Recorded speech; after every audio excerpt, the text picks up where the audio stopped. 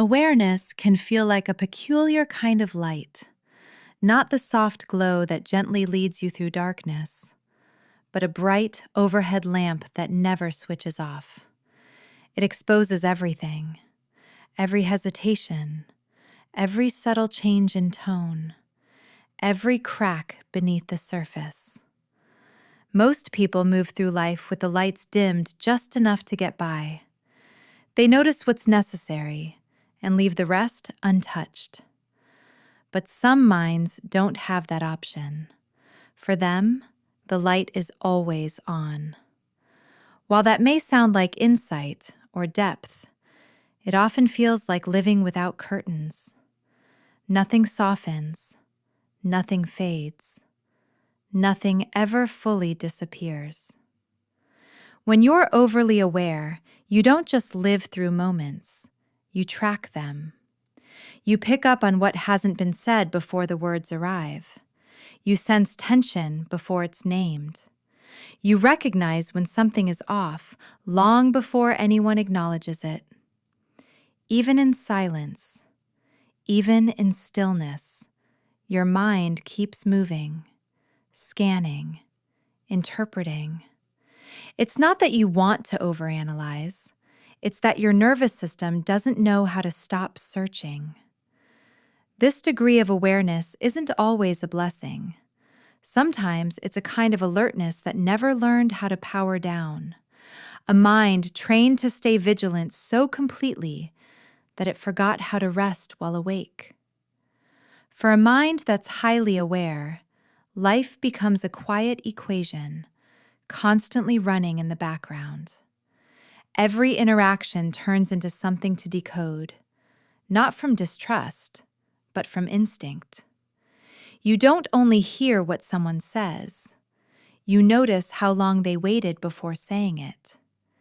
You don't just see a smile, you catch the split second it fades too soon. You don't simply read a message, you sense the meaning in what was left unsaid. Why phrase it that way? Why now instead of earlier? Why does this room feel different today, even though nothing has changed? While others stay in the moment, your mind works behind the curtain, linking clues, following patterns, revising its inner map of the world. It's like always having a second screen open. One part of you engages, the other stands back and watches, calculating, adapting. A casual message isn't merely a message. A late reply isn't just about time. A change in tone isn't only a mood shift. It's information. This nonstop processing is tiring because it never powers down. You replay conversations. You search for contradictions.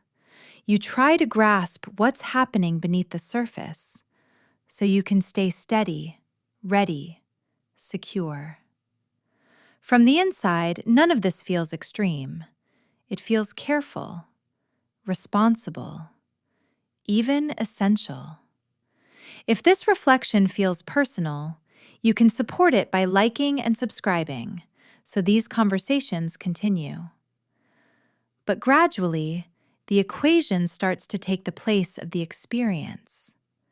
You spend so much time figuring out what life means that you rarely just inhabit it. Slowly, being present is exchanged for being precise. There is a form of awareness that turns inward and observes itself. In psychology, this is called metacognition. It's the capacity to examine your own thoughts. You don't just experience an emotion, you instantly recognize that you're experiencing it. Then you question it. Then you assess whether it's reasonable. Before the feeling has even passed through your body, your mind has already analyzed it from every side. Sadness never comes alone. It arrives with an interrogation. Is this valid? Is this too much? Is this about the present or something older? Even happiness isn't left untouched. You can feel joy and at the same time step outside of it, watching yourself feel it, wondering how long it will stay or what could disrupt it. What started as self-awareness slowly turns into self-interruption. When thinking folds back on itself like this, it circles. And within that circle, spontaneity begins to fade. You start to see behind the surface of human behavior. You notice that words and intentions don't always align, that kindness can have strings attached, that affection may carry silent expectations. When you see too much, it's harder to accept things at face value. Compliments seem layered. Apologies feel partial. Promises sound fragile, even when they're genuine. Empathy isn't something you switch on. It's constantly active. You don't just hear words, you sense the emotion underneath them. Before anything is spoken, you already feel that something is off. Emotions don't remain outside of you. They enter. When you're always tuned in to everyone else's emotional signals, you start carrying feelings that were never yours. You adjust yourself. You stabilize the space. Over time, you become the emotional container, absorbing, interpreting, smoothing. From the outside, it looks like strength. On the inside, it becomes draining. Awareness isn't only mental. It begins in the body. Psychology calls this interoception, the ability to detect internal signals like heartbeat, breathing, tension. A sensation sparks an interpretation. The interpretation creates tension. That tension generates more sensation. This kind of awareness has roots. For many, hyper-awareness begins in childhood, not as personality, but as adaptation.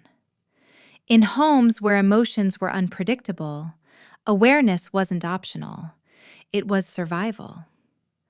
Over time, vigilance transforms into awareness, and awareness turns into identity. You weren't born overly aware. You became this way because attention once kept you safe. At a certain stage, awareness shifts from observation into control. If you can foresee what others might do, maybe you won't be blindsided. Insight becomes armor. But to remain prepared, you step slightly outside your own life. You stop fully inhabiting moments because you're busy tracking where they might lead. This is how awareness turns into analysis paralysis. Used this way, awareness doesn't build safety, it builds distance. The more you try to outthink uncertainty, the less space remains to experience anything freely. And slowly, protection takes the place of presence.